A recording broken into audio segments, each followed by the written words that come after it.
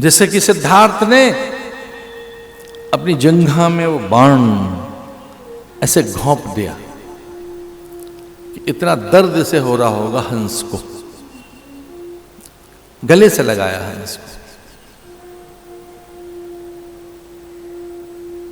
उसी के चचेरे भाई ने कहा कि ये आखेटक वस्तु मेरी है, ये मेरे धनुष का तीर लगा है, मेरे तरकश का तीर है, ये शिकार मेरा है। सिद्धार्थ कहता है कि मैंने इसके प्राणों की रक्षा की है, ये मेरा है। और फिर जब न्याय हुआ, राजा ने न्याय किया ये कहकर कि मैं नहीं जानता कि आखेट करने वाले को उसका शिकार मिलना चाहिए या उसके प्राणों की रक्षा करने वाले को आखेट के नियम के अधीन तो इसी का है, पर हाँ इसे आंगन में छोड़ देते हैं, ये जिसके पास जाए उसका है। हित अनहित पशु पंछी जाना, जो हित अनहित है पशु पंछी जानते हैं उसे। और वो हंस सिद्धार्थ के निकट पहुंच गया। अहिंसा प्रतिष्ठायाम तत्सन्निधौ वैर त्यागः, महर्षि पतंजलि का सूत्र है, ये पातंजल सूत्र है,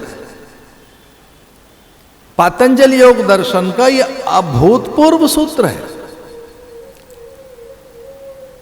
और ये सन्यासियों को, साधक मुमुक्षु जिज्ञासु अथवा आध्यात्मिक पथिकों को, वे जो सत्यान्वेषी हैं, सत्य पथिक अथवा प्रकाश मार्गी हैं, या वे जो जीवन में उन्नयन उत्थान के आकांक्षी हैं, अथवा वे जो महान बनना चाहते हो, उनको ये सीखना होगा, उन्हें अपने व्यवहार में लाना होगा। ये अहिंसा प्रतिष्ठायाम तत्सन्निधौ वैर त्यागः, भले ही कोई हिंसा कर रहा है आप न करें, मन वचन कर्म से आप न करें।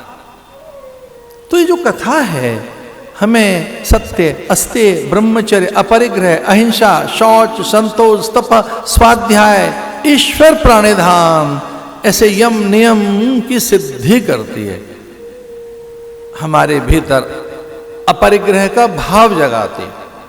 अपरिग्रह करते जितना बहुत है, जो अधिक है उसे बांटो, अधिक है तो बंटना चाहिए, उसका सम्मान होना चाहिए, उसका विनिवेश हो, निवेश हो, वितरण हो। और ये आप रोज करते हैं, हर पल करते हैं। एक सांस लेने के बाद फिर दूसरी भी चाहिए, जो आपने प्राण लिए वो दूषित हो गए, फिर दूसरे, फिर तीसरे, फिर चौथे, ये ग्रहण त्याग तो हर पल है आप में। आपने देखा कि प्राणों के माध्यम से ग्रहण और त्याग हम हर पल कर रहे हैं। हम प्राण ले रहे हैं, छोड़ रहे हैं, ले रहे हैं, छोड़ रहे हैं, ले रहे हैं, छोड़ रहे हैं।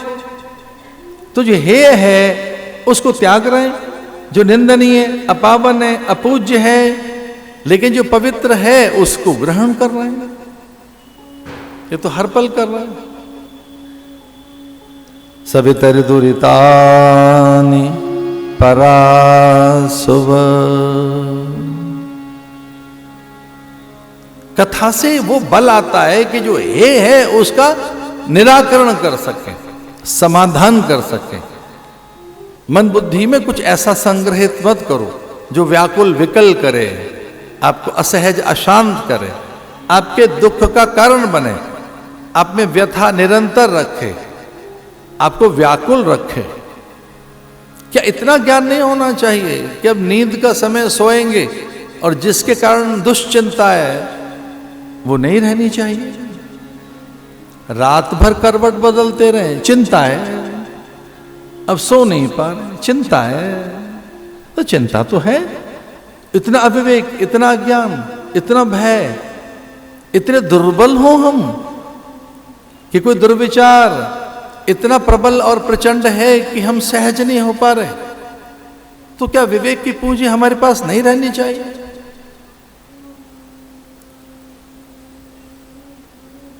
और ये अपरिग्रह से होता है। अपरिग्रह,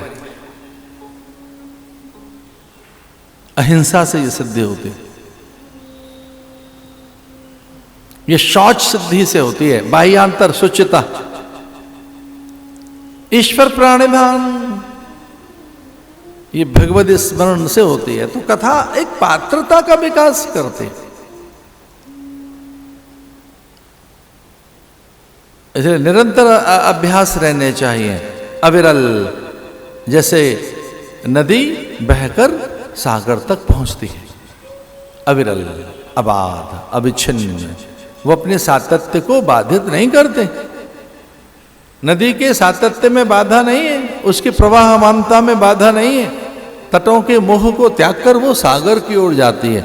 वैसे ही जीवन की यात्रा अपने लक्ष्य तक पहुंचे तो ये कथा दुर्लक्ष्य नहीं होने देती, आपकी भूमिकाओं को तैयार करती है। आप भक्त हैं तो आपकी भक्ति का जागरण करेगी।